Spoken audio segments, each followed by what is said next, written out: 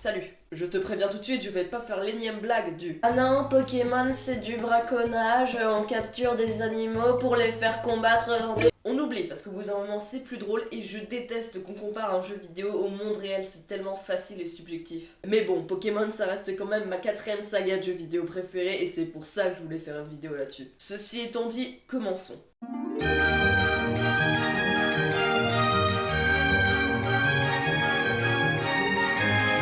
Dans Pokémon, à chaque nouvelle génération, tu as le choix entre 3 Pokémon de départ, respectivement de type eau, plante et feu. Pierre, feuille, ciseaux, la complémentarité, t'as compris. Et à chaque nouvelle génération, les avis divergent sur la question quel est le meilleur starter? Voici mes préférés pour chaque génération. Carapuce, Poussifeu, Gobu, Tortipousse, Moustillon et Marisson. Et en 7ème génération, c'est vraiment obligé de choisir. Dans Pokémon, quand tu fais de la stratégie et que tes potes jouent aussi en ligne, tu te rends compte qu'il y a différents types de stratèges.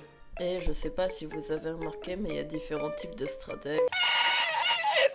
Le mec qui n'y connaît rien et qui l'assume, en général quand il gagne un match en rencontre aléatoire il saute de joie parce que vu l'état de sa team. Le mec qui essaye d'apprendre mais qui n'a pas la foi. Oui, car j'avoue, pour s'entraîner à la stratégie ça demande beaucoup de temps et d'efforts. Il faut étudier des centaines de Pokémon histoire de connaître à peu près les stats de chacun. Le mec qui fait genre il est méga fort alors qu'en fait pas du tout, il a juste vu 2-3 vidéos de Fildrong et du coup il bricole des phrases avec des mots qu'il a entendus. Salut à tous, c'est Fildrong. C'est même à se demander s'il connaît le tableau des types par cœur. Et j'avoue, ça c'était moi il y a quelques années. Je jouais avec Primo Groudon, Primo Griog, Megagara et Kaza, tout shiny. Dans Pokémon, je suis le seul à m'être toujours posé la question. On entend souvent parler de Los Famosos Pokémon légendaires, qui pour certains ne sont basés que sur des rumeurs. Alors pourquoi quand on en voit un, le Pokédex le reconnaît, lui attribue une description et un poids?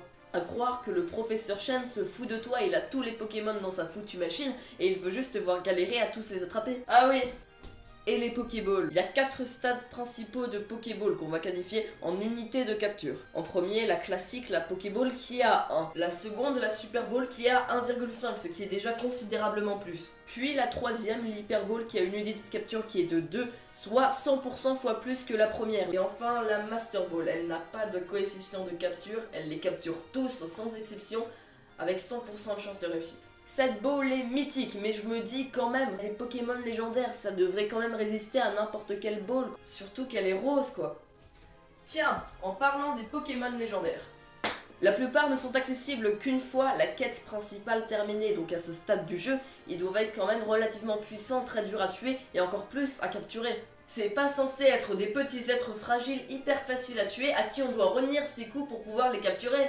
Sauf Shaymin. LOL. Ce sont des Pokémon, comme leur nom l'indique, légendaires. Ton Ratatak level 80, il va rien faire contre eux. Ce serait quand même un peu mieux de devoir se préparer en potions et en Pokémon super forts pour aller à la chasse aux légendaires. Non, parce que pour l'instant, on doit se préparer en fauchage et en objets qui diminuent l'attaque. Dans Pokémon, il y a différents types de Pokémon. Il y a les types Louf, les types 0, les types feu, les types plantes et les types oh lol. Et les types insectes, et les types combat, et les types vol, et les types électriques, et les types obscurs, et les types... Et il y a les types normal. En fait, c'est juste des animaux. Et c'est aussi les types préférés de personne, car ça c'est un chien et ça c'est un canard. Dans Pokémon, je me suis toujours demandé à quoi ressemblait l'intérieur d'une Pokéball. Genre par exemple, peut-être qu'à l'intérieur le Pokémon est compressé pour pouvoir rentrer. Ou alors ça va par palier. Dans ce cas, la Pokéball c'est juste une petite chambre avec un lit et un bureau et de fil en aiguille. La Master Ball c'est carrément une maison de luxe. On sait pas. Ou mieux, je me suis toujours demandé comment se passait le processus de capture. Alors une fois que tu l'as affaibli, que tu lances une balle sur le Pokémon en face, comment il doit faire pour sortir? Genre dans la Pokéball, c'est une petite énigme toute simple à faire et ensuite il en sort hyper facilement.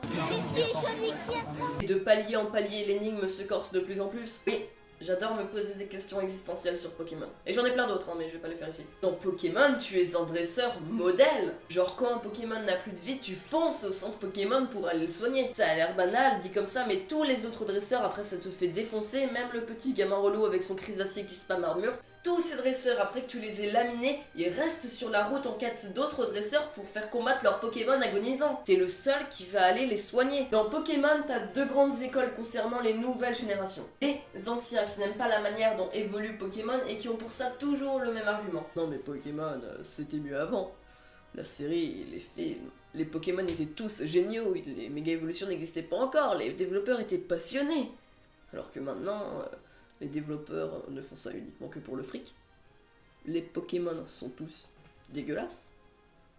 Et la série et les films sont uniquement pour le fanservice, je suis désolé. J'aime pas vraiment cette école du c'était mieux avant, certes il y a plus de moyens aujourd'hui, mais les graphismes n'étaient pas du tout mieux avant, ils sont bien meilleurs aujourd'hui. Et tu vas quand même pas me dire que ça c'est hyper stylé, et ça c'est dégueulasse. En Pokémon, les Pokémon ont un nom, jeu de mots, qui sont composés pour la plupart de 2 ou 3 mots, et qui caractérisent le Pokémon. Genre, Ratentif, c'est un rat attentif.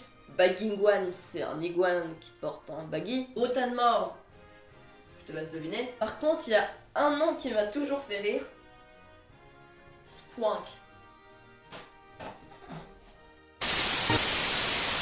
Voilà, la vidéo sur Pokémon est terminée, ça m'a fait très plaisir d'en parler, sachant que j'ai joué à quasi tous les jeux. Et j'en avais marre que chaque fois que ce sujet était traité en vidéo, c'est toujours les mêmes blagues qui revenaient, du coup je suis content qu'en tant que moi, vrai fan, ait pu faire cette vidéo. Et voilà, donc Lohan s'enfuit vers le centre Pokémon le plus proche pour éviter que ces pauvres Pokémon ne se souffrent davantage. Ciao, vite!